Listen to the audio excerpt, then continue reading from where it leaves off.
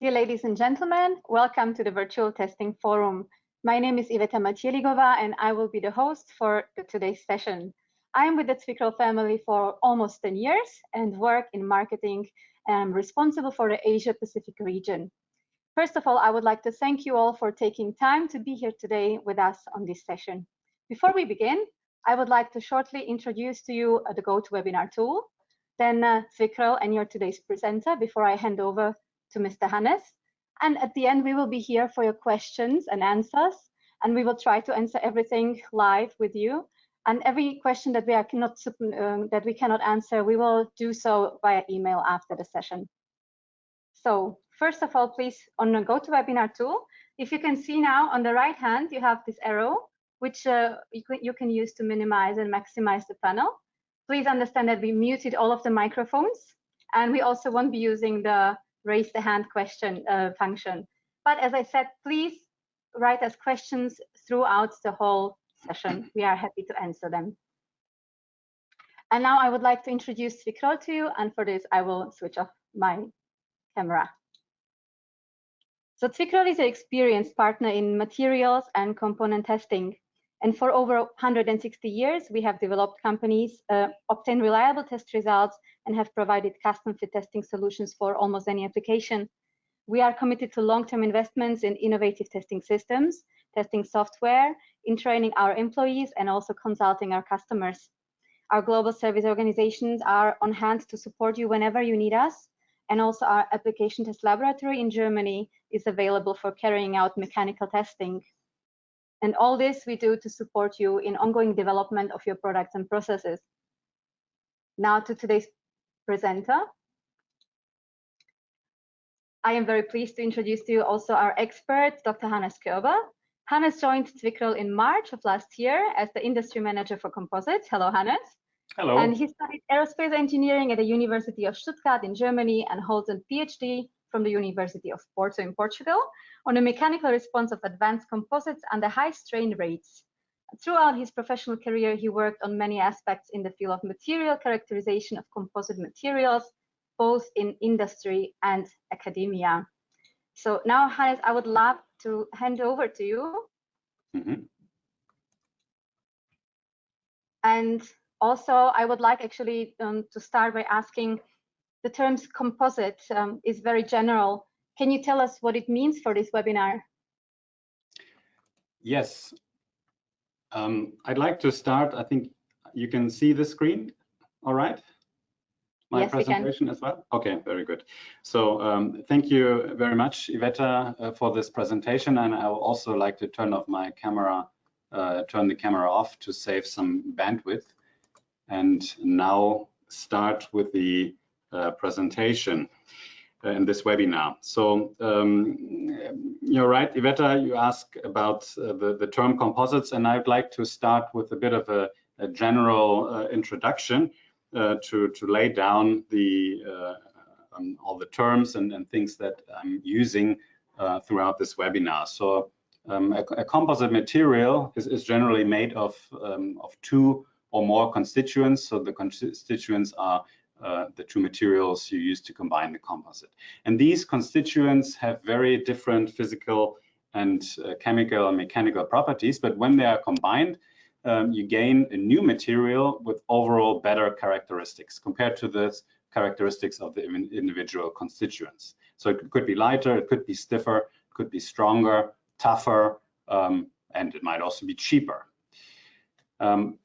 For us, mostly, or not only for us, but mostly the term composite is used for fiber reinforced plastics, FRPs.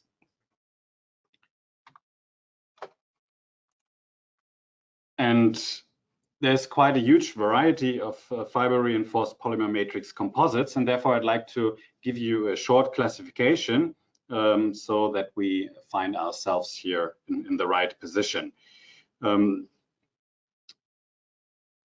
First, we have to differentiate between the matrix material and the fiber reinforcement.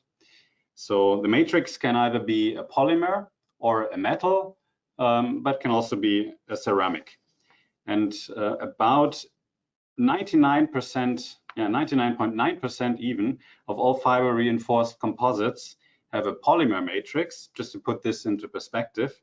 And ceramic and metal matrix composites then only account for the other 0.1% and are used for very special applications. And of the polymer matrix composites, we have about 60% thermoset matrix composite materials, very often epoxy as a resin system, and thermoplastic materials. Here, there's, for example, PEEK, which is an advanced thermoplastic material, mostly used for challenging applications in aerospace, and also polyamide, often polyamide 6, which is very interesting for automotive or industrial applications, for example. Looking at the fiber reinforcement, we have mostly, looking at the fiber type, we have mostly glass and carbon, which are anorganic fibers, or we have also aramid fibers, which are organic. And also some role play natural fibers. Here, flax is an important fiber type. And again, we have some very special applications where metal fibers are used. And last but not least, we can look at the structure, or also sometimes called the fiber architecture. So that also plays a very important role. And here we distinguish between short and long fibers. And so those have mostly a random distribution and will not be the context of this webinar. But then we have the continuous filament, which can either be a unidirectional, short UD, or some textile. There's also a definition for short and long fibers over here on the left. So short fibers are very short, only 1 millimeter long, about 1 to 50 millimeter. And once they get over 50 millimeter, or the ratio between the length and diameter reaches infinity, then we're talking about continuous filament. And another thing I'd like to point out to give you the picture is the term, or this distinguishing between filament and multi-filament. So on this picture, we see here on the top image the three most important technical fibers: a glass fiber, a carbon, and an aramid fiber, compared to a human hair. So it's a very nice image here.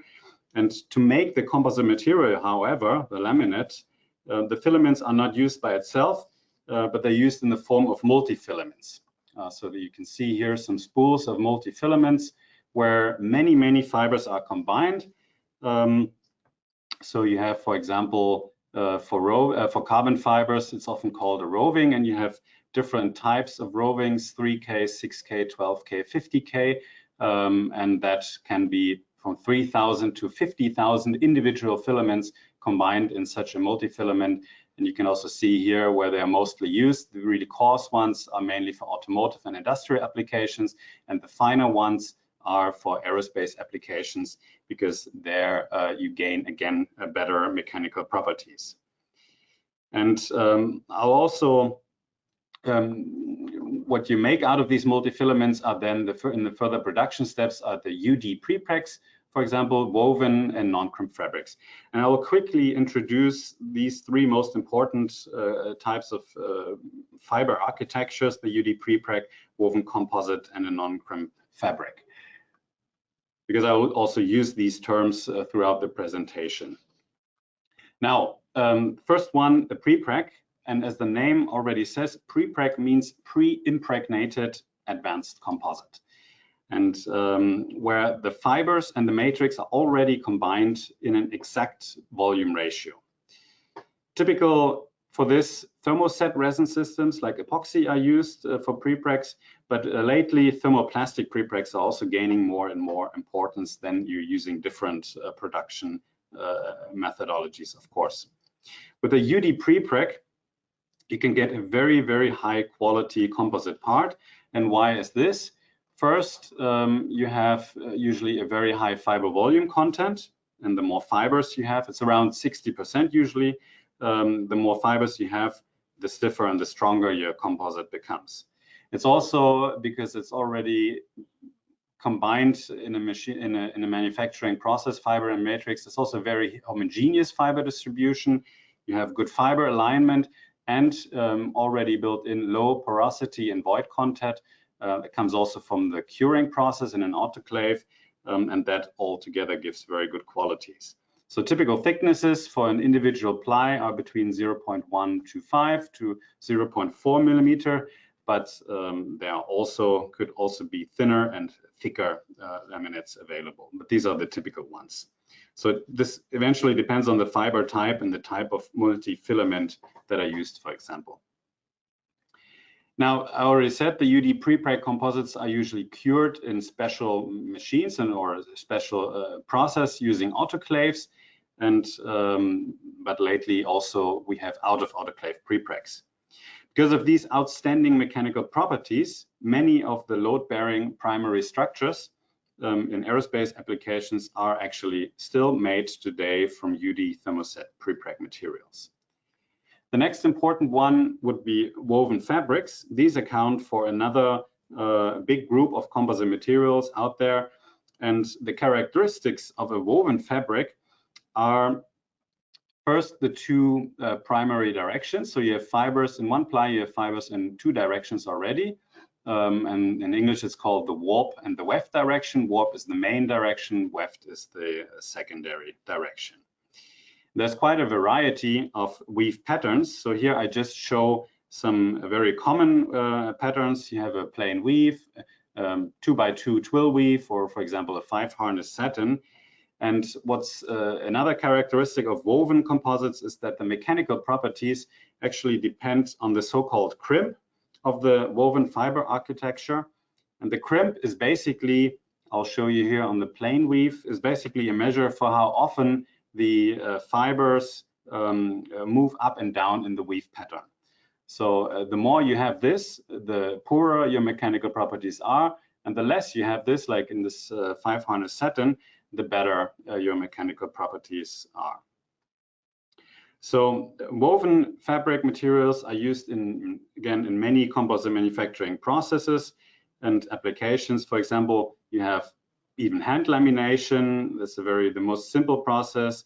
And then since they are dry fabrics at the beginning, they're used for resin infusion processes such as RTM or VARI. RTM is resin transfer molding. VARI is the so-called vacuum assisted resin infusion process. But again, there are also woven prepregs available. Now, the problem with the reduced mechanical properties due to the crimp or fiber ondulation is solved with the third important group, the non-cram fabrics, called NCFs for short. Here, the fibers are not woven anymore, but the fibers could be different directions, are stacked and then stitched together with a yarn, mostly thermoplastic yarn, which doesn't really have, you see it here in white for this carbon fiber NCF, and they don't really have strong mechanical properties. So the mechanical properties of the actual technical fiber, the carbon or the glass here persist. And therefore, there's no fiber waviness anymore, and the mechanical properties are significantly better compared to the woven fabrics. Again, the NCFs are used for resin infusion processes such as RTM or VARI. Well, thank you, Hannes, for this introduction, which was already quite comprehensive. So I see there's obviously quite a variety of composite materials. And I also have the suspicion that there are other types as well. Yes, that's right. There are some others as well, but these three are, I'd say for now, the most important ones. So now, Hannes, what does material characterization look like in the field of composites? Yes, thank you for the question. I'd like to get into this first by showing the testing pyramid. This is the usual way to approach the design of a complex composite structure, such as an airplane here, for example, but could also be used for other structures. So doing this, using this approach, the design of this complex composite structure rests on a sound base. And the base of the pyramid, we have different levels. So we have the coupon level, where many individual tests are done to obtain the material parameters needed for the design process. And from this sound base, so it's a broad base at the beginning, the level of complexity gradually increases to elements where as you can see here, for example, the stringer and frame cross section with the panel section, or could be this, for example. And then to structural details, so it gets more complicated and bigger, to components or subcomponents, until eventually the full structure and the complete structure is tested. So at the lower levels, you have the materials data, and you get the materials data by performing many static tests using respective test standards, which I will also show in this webinar. And as the complexity level increases, dynamic testing becomes more important, because eventually the structures are not only loaded statically, but they are also exposed to dynamic loading. So our portfolio here at SWICRO aims for testing at these two levels, the coupon and the element level. That's interesting, Hannes. So could you tell me more about the test on the coupon level? Mm-hmm. For this, let's look again at this unidirectional composite here. Shown again, you have the fiber and matrix, you combine it and you get this unidirectional ply where all the fibers are in one direction. So the direction where you have the fibers lying in is called the longitudinal direction, and perpendicular to this we have the transverse direction. And since the plies, I mentioned the thicknesses before in the previous slide, since they're quite thin, also the resulting laminate you made out of this is usually quite a thin compared to the expansion in the 1 and 2 direction, and therefore we have a plane stress condition where the material parameters in the thickness direction can be omitted in many cases. So also we have to consider that composites are so-called orthotropic materials, and that means that the normal directions, so just loading, for example, in a pure 1 direction or pure 2 direction, are independent of the shear deformation of this material. So you have to get the normal properties and the shear properties separately. So to really get the mechanical material behavior of this ply, you also need to look at the elastic and the strength properties in these first 1 and 2 principal material directions. As I said, the third one for the plane stress condition is omitted. And then we talk of the so-called basic in-plane material properties. And they're shown here on the bottom. So the elastic ones are basically the moduli in the 1 direction, in the 2 direction. It's the in-plane shear modulus. It's the major Poisson ratio in this 1-2 plane. And the strength are then the strength in fiber direction for tensile loading, in the transverse direction for tensile loading, fiber direction for compressive loading, fiber direction for transverse direction in compressive loading, and again the shear strength. So then out of this UD ply, you make a multi-directional laminate, because you want also fibers in different directions depending on your structure. And again, once you have a laminate like this, you may evaluate from the laminate the elastic and strength properties of these multi-directional laminates by determining using, for example, analytical methods, or getting the basic properties by testing. Now, on the next slide, I'll show some example properties to give you an idea for a unidirectional carbon epoxy prepreg material system used in aerospace structures, and look, for example, at the differences in the 2 material directions. So in the fiber direction, the longitudinal, you have quite a high value. In the transverse direction, it's extremely low. And that also is for the strength. So fiber strength of this material is really, really good. Transverse direction is nearly nothing in the individual UD ply. And so you have within one material a very significant strength difference, which results also in a significant load range that you need to cover when testing this material. So this is one thing to keep in mind. And what you also see is that the compressive strength, for example, in fiber direction, look here, is much lower than the tensile strength in fiber direction. And therefore, compression testing becomes very important when testing composite materials. So you usually have, for UD material, you may get around 60 to 70% compression strength compared to fiber strength. And this is usually it. And therefore, for some applications, the compression properties determine your design.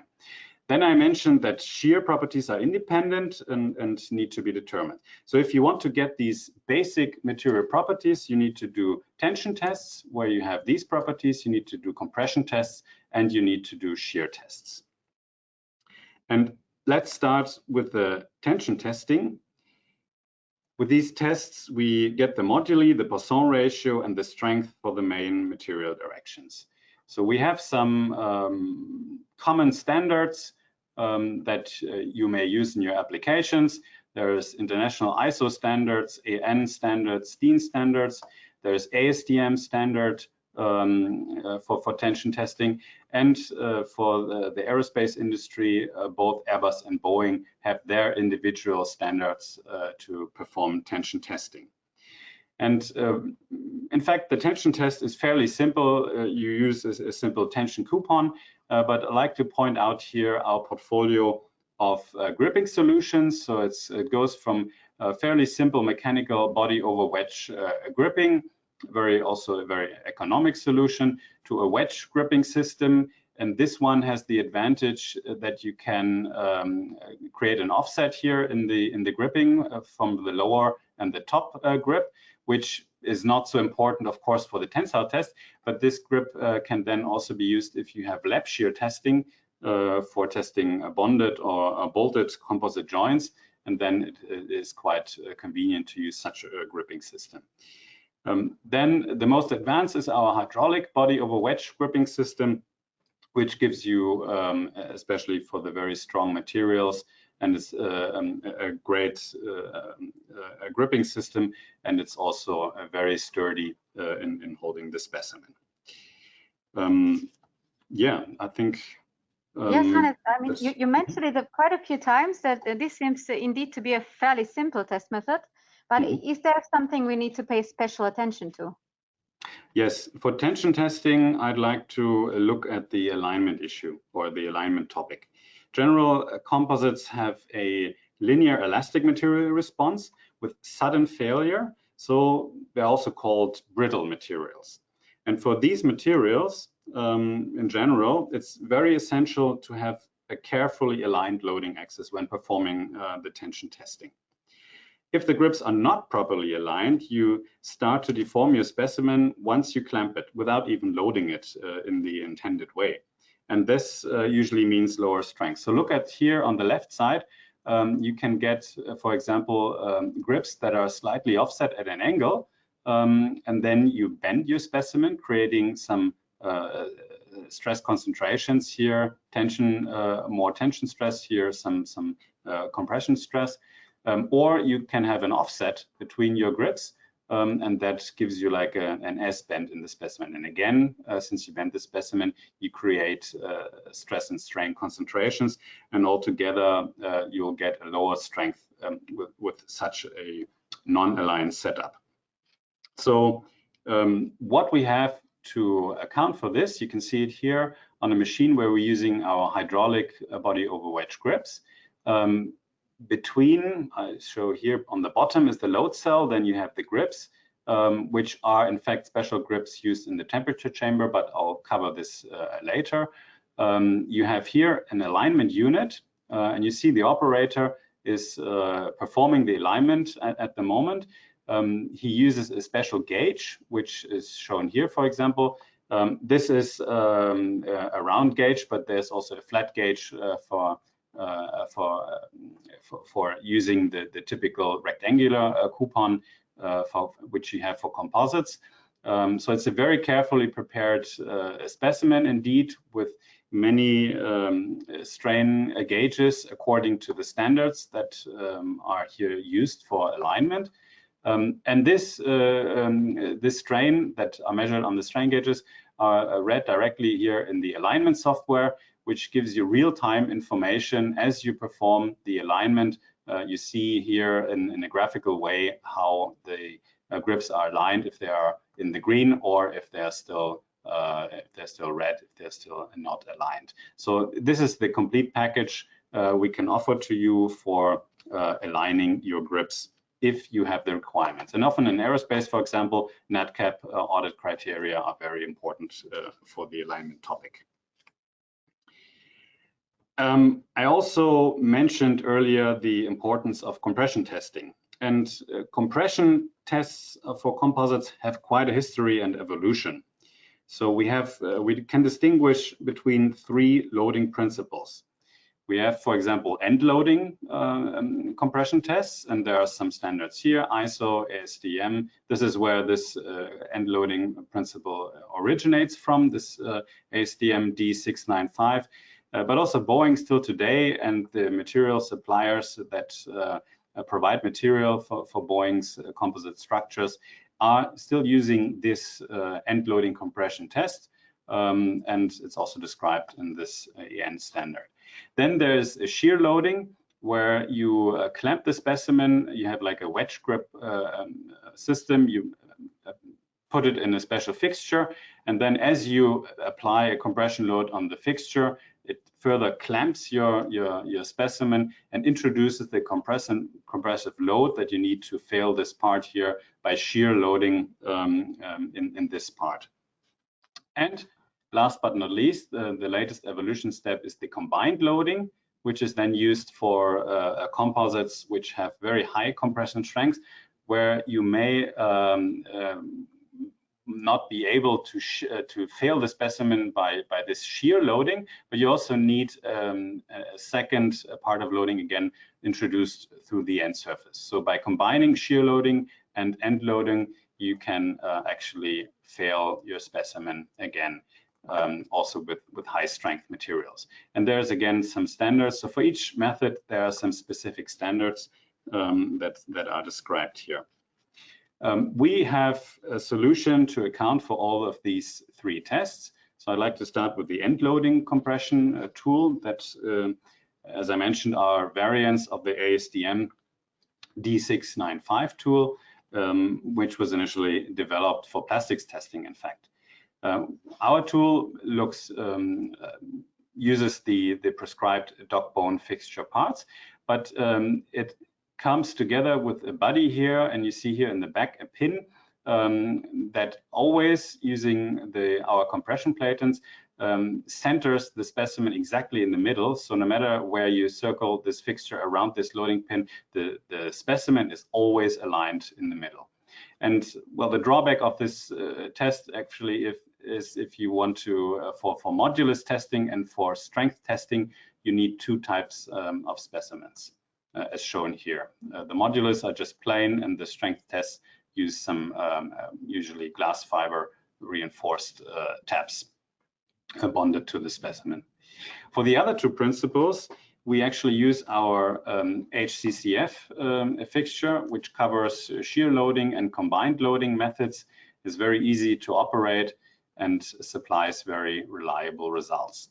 It's the special part about this fixture, the name implies it already.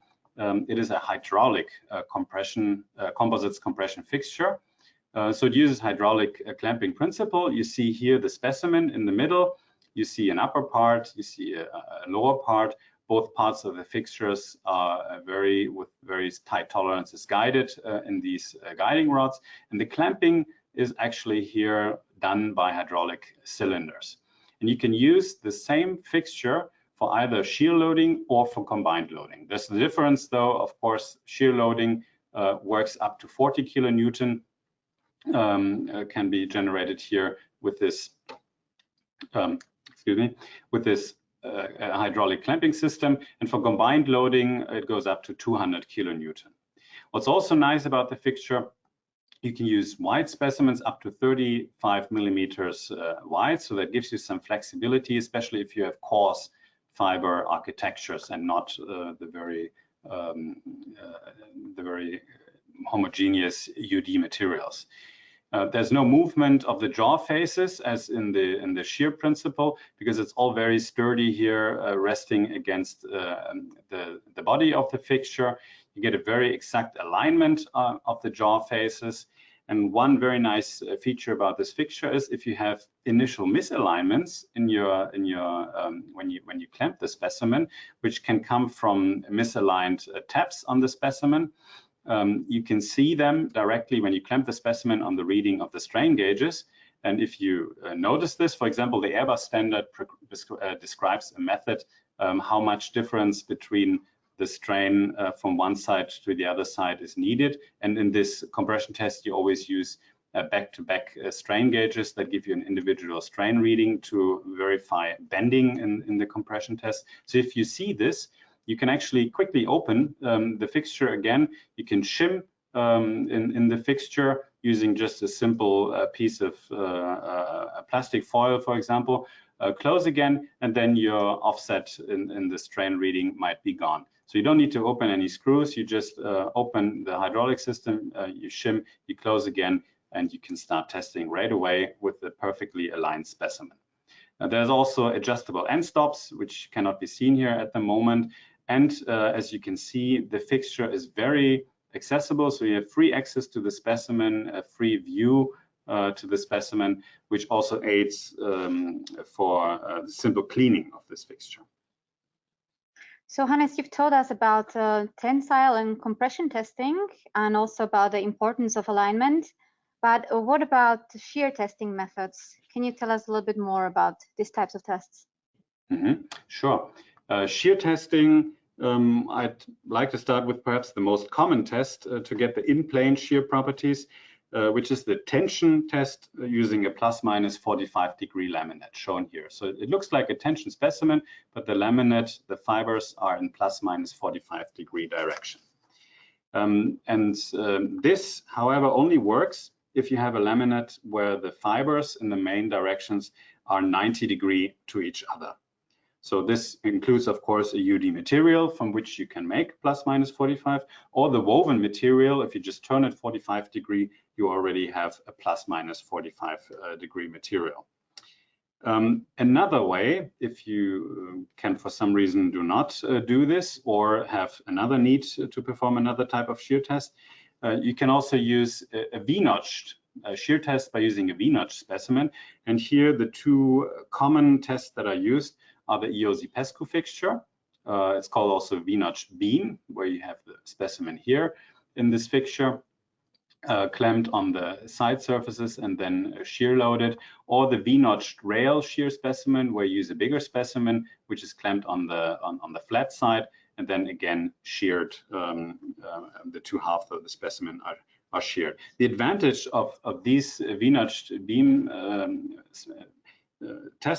shear test methods, especially for the Hccf, is that you can actually also, if you need it, get the shear properties in all material direction you have. So not only the 1 and 2, the plane direction, but also the through thickness shear properties. You of course need a very thick laminate to manufacture these specimens, but it is possible. The rail shear test, on the other hand, is often used for composites with relatively coarse fiber architecture. For example, braided composites, which would be another type of composites that I did not show in the beginning. It's a special type currently used for some automotive structures. And in braided composites, you do not necessarily have 90 degrees between the fibers. You can have a different angle. And in some cases, for so-called triaxial braids, you can even have 3 fibers in one ply. And then the principle that lies behind this method is completely not working anymore. You need to regain and refer to one of these tests.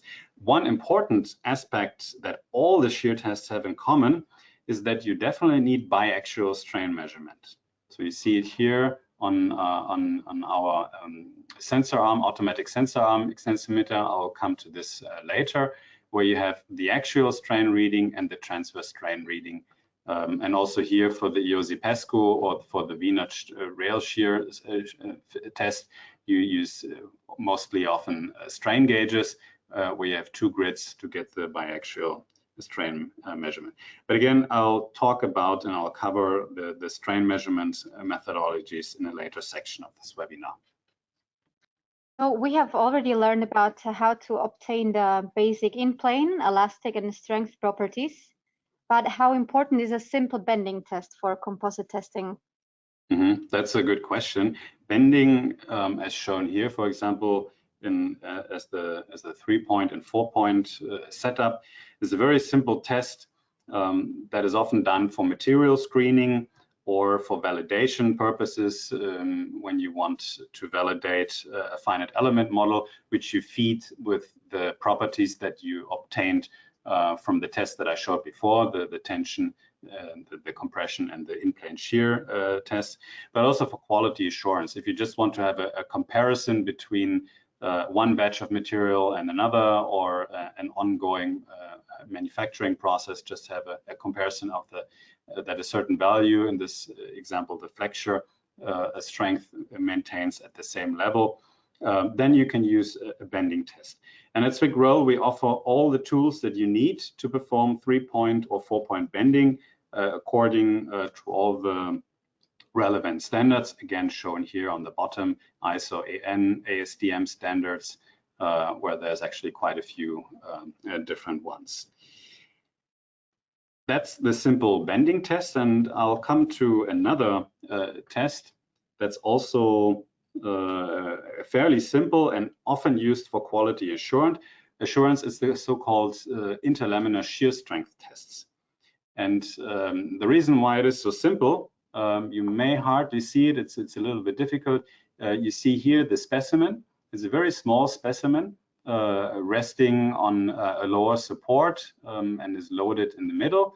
So the specimen is usually just 20 millimeters long, 10 millimeters wide, and most standards dictate a 2 millimeter wide specimen. And it looks a bit like a bending test, but it's not, because the support is so short compared to the thickness that you actually perform an interlaminar shearing of the specimen. So it's not a flexural or a bending test. Now, the problem is, I said that most standards say use a 2 millimeter specimen, but in reality, it's often difficult to get exactly in your process, in your product, in your structure, this exactly 2 millimeters. And you may also using with a different individual ply material you're using, once you stack them up, you may end up a little bit smaller, a little bit bigger than 2 millimeters. And then it's necessary to adjust accordingly the support of this fixture. And this can be done with our fixture very well. You can see here there's a spindle that provides a synchronized and symmetric adjustment of the lower supports if you need to use a variable thickness, if you have a different thickness compared to the 2 millimeter. And here on the top, where the loading is induced, if you apply a load here on the top, there's an arm which can be adjusted here for different thicknesses. And also this arm, or this whole construction, is done in the way because you need very, very exact tolerances to perform this test, because it's so small. Any misalignment of the or any offset loading of the loading pin compared to your supports will create you an uneven loading within the specimen. And by doing this, by using this lever arm, you get a very, very tight adjustment of the tolerances. So with this ILSS tool shown here, all the existing standards are covered. Yeah, and it seems quite clear that composites require quite a few different test methods. I'm sure there are even more test methods you could use to characterize composites. Is it right? Yes, that's right. There are more test methods to get these composite-specific material parameters. You have, for example, fracture toughness, you have compression after impact strength, you have open and filled hole tension and compression testing, you have bearing response of the multi-directional laminate you're using, but I'll cover these tests in a separate webinar. Good, that's also nice to hear. So I see there's quite a range of different test methods, but I mean, we at SWICRO and we are producing testing machines. So which testing machines are there and are needed to perform these tests? This is right. For this today, I'll just focus on the static testing machines. And I mentioned at the beginning, we have some quite large strength level differences when testing these materials. So for composites testing, we are looking at a broad range of our machines, which I'd like to show to you here on this slide. So we start with the one-column Zwicky line machine. That's a very easy to operate single-column load frame that can be used for loads up to 5 kilonewton. Then going into our two-column machines, we have the Pro line machine. This can be a very optimal and economic choice for tests that do not require a complex sensor arm equipment. So for some industrial applications, it's a very simple machine that can be used. But if you need a very complex testing setup and a great variety of in your testing, you may need to look at our all-round line machine. And for this, we have a tabletop machine. These go up to 150 kilonewton machine. They're very stiff, very light, and they can actually be set up where you have two testing areas, which can minimize your reconfiguration efforts for doing different tests. And we have learned that there are quite a few tests. And they can either be put on a table, or you can use some support legs as shown here to just put them standing in the lab and adjust the loading, the test area in an optimal way for your operator. As the loads go higher, we are looking then at our floor standing machines. They start at 100 kilonewton and go all the way up to 1.2 meganewton. So again, they have a very stiff columns and very good, they're actually using 4 guide columns that provides a very accurate alignment of the testing area. And those as well can be used and can be configured for 2 testing areas. There's actually also tension and torsion machines that can be used for here. If we have, or one thing maybe to point out at this position is that usually a 100 kilonewton machine can be called like a workhorse for composites testing. You can either use this from the tabletop line or from the floor standing line. But if you have some tests, for example, compression after impact, which I will show in a second, cover in a second webinar, there you will get higher loads than 100 kilonewton, and then a 250 kilonewton machine is usually more convenient and would be the standard composite machine. And that can also be used for some element level testing in the testing pyramid. And as seen on the right image here for our floor standing machine, there's also temperature testing. And using a temperature chamber is done, of course, to perform tests under service temperature conditions. So if temperature needs to be considered, since the polymer matrix material leads to a very strong temperature dependency of the materials, you can use also our temperature chamber here. For tension tests at higher loads, as you see on both floor standing machine, we have our hydraulic grips, and that can also be configured for the temperature chamber, where the hydraulic system actually sits outside and is not in contact with the temperature that is generated in the system. But what do you do if you have such a setup where you perform, of course, a lot of tension tests at ambient and non-ambient temperature testing, but then you want to do all the other tests as well that I showed before. And taking out the grips, for example, is quite inconvenient, and they also have been aligned. You may have NatCap requirements, and so you don't want to take out the grips and lose your alignment. And for this reason, we have designed what we call modular testing system, here shown for a 250 kilonewton machine, but the same setup is also available for our 100 kilonewton machine. And the modular system is very convenient if you have such a setup, temperature chamber, special hydraulic grips that go into the chamber.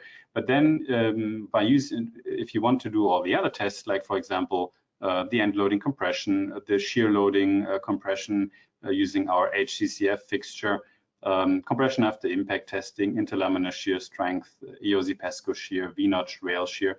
You just put some adapters on these hydraulic grips, and then you can use all the fixtures that are required for composites testing and use all the different methods. Most of these tests you can use directly also in the temperature chamber, only for those where you have where you may need to add a second load cell since you have very small tests like flexural testing, interlaminar fracture toughness testing, mode 1.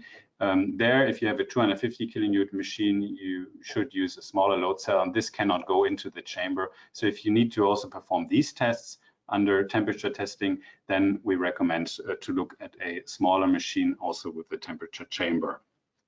But speaking actually about temperature chambers, Hannes, could you tell us a little bit more about them? SWICREL temperature chambers actually provide the highest level of integration with the testing system, and there's more to it than just heating or cooling the specimen to the desired test temperature. So I'll show you some features of our temperature chambers. You have, for example, so here is the chamber. The main door usually opens in the way you may be familiar, but we have also a small door-and-door access, which minimizes time between tests because, you just have a small opening.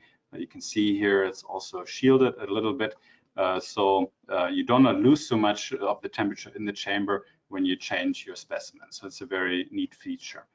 Our temperature chambers are also fully integrated in Test Expert 3, our static testing software that gives you maximum control and traceable results. You can, if you want, have an interim magazine in the temperature chamber shown here. So where you have your specimens already lined up in the chamber, and this, so you already have them preconditioned, and again, maximize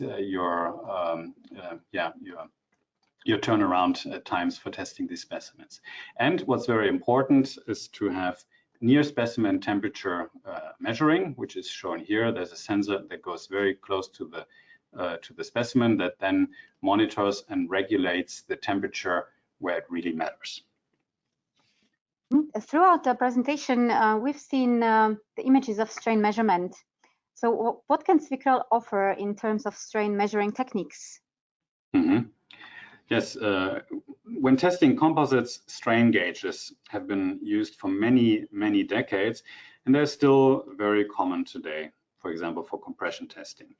If you have only 2 strain gauges required for compression testing in the back-to-back configuration, or tension and shear testing where you need the biaxial strain, then we recommend to use some pre-configured strain gauge boxes. You can see here. That's ideal. It's a very simple and economic solution, and you can just directly connect your strain gauges to these boxes. If more strain gauges are required, then we recommend to go for a universal amplifier. This can be the case if you have, for example, the compression after impact test, where some of the standards ask for a verification of the alignment of this setup using 4 linear strain gauges. Or if you have a bigger machine and you want to perform some structural tests, often some strain gauges are attached at different locations, then it becomes handy to have a universal amplifier where you can connect many strain gauges and use them all synchronized in our Test Expert 3 software. So it's very, very convenient. And for this, we recommend the Quantum X from HBM. It's a very proven universal amplifier in the area of materials testing. I hear you, but it still seems to be a quite time-consuming way of strain measurement. So is there another way to do this? Yes, if you only need to test a small number of specimens, you can use our clip-on extensometers, and we have actual clip-on extensometers shown here on the left side, for example. These are simple and easy for simple and easy modulus measurement, or if needed again, for biaxial strain measurement. We also have the biaxial clip-on extensometers if you have a transverse strain as well as in the in-plane shear or the Poisson ratio from the tension test. The clip-on extensometers are manually attached to the specimen, and they therefore should be removed before the specimen breaks. So in case of brittle materials, that may actually present a risk and should be avoided if you can.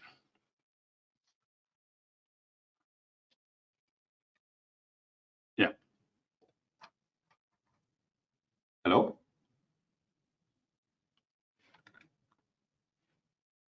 Hello? I'm sorry, my microphone was switching off. So I can imagine that that if you have a machine that is equipped with an interlocked safety screen or a temperature chamber, that this can be difficult setup. That's right. I fully agree. And therefore, in these cases, I recommend to use our rigidly installed extensometer, the automatic macro extend sensor arm extensometer.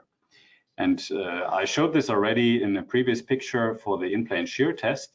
So it's a very flexible system with initial gauge lengths that can be configured from 10 to 205 millimeter. Of course, for composites testing, you mostly need 50 millimeter setup.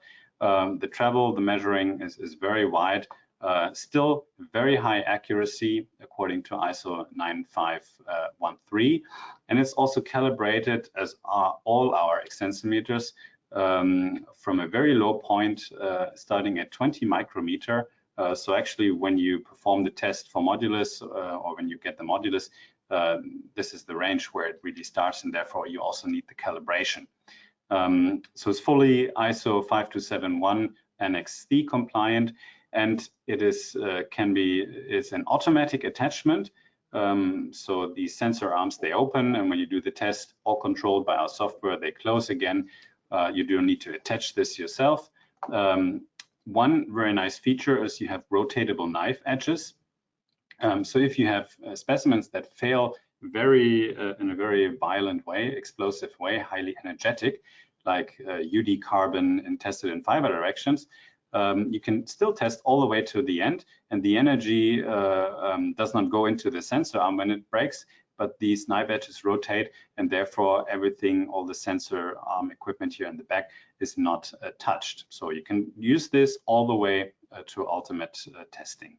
There's a crash sensor for secure operation, and then if you need, you can just have it for actual strain testing, or for transverse strain testing, you can add something here as shown in the middle, and this can be automatic or manual. Although the transverse strain measurement is for ambient temperature only. However, the sensor arm extensometer, the macro extends, can be used for temperature testing in the actual configuration. So this is shown here for a tension test. The sensor arms come here in the back through a slot in the temperature chamber. So you have here a tension test for modulus measurement, or you can attach a flexure type arm for flexure testing in the temperature testing at non-ambient temperatures. Yes, well, in recent years, also optical strain measurement has taken on a more important role. So what can SWICROL offer here? This is correct. Optical strain measurement is really becoming more and more important, and our video extensometers for composites testing reach the same level of accuracy we are used to see from our mechanical extensometers. So they fulfill the requirements set for the modulus testing in ISO 527. They can be used for biaxial strain measurement at ambient and non-ambient temperatures, and they can be also used all the way to failure because it's a non-contact measurement. But the latest video extensometer developed by SWICROL, our Video Extends Biax 2150 HP, has actually another very interesting feature. For non-translucent materials, such as the carbon fiber reinforced polymers, it works without marking. So you just simply use the natural surface pattern of the specimen for performing your strain measurement. For glass fiber reinforced polymers, however, you still need to use black and white markers. But also for these materials, this new video extents provides an improvement compared to the previous systems that we have, because it uses an extra camera for transverse strain measurement, and therefore doing so reaches an unrivaled accuracy for transverse strain measurement. Thank you, Hannes, very much for this comprehensive introduction